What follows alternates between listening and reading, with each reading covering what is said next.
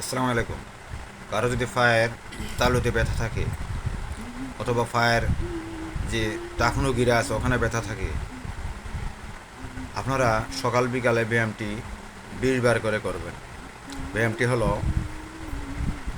সোজা হয়ে শুয়ে করবেন।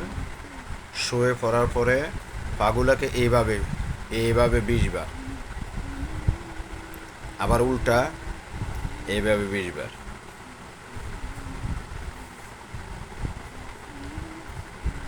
তারপরে এইভাবে 20 বার।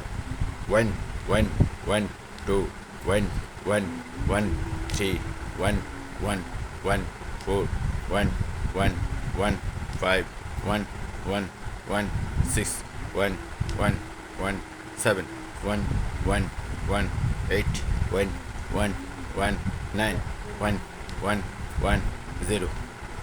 ধন্যবাদ সবাইকে।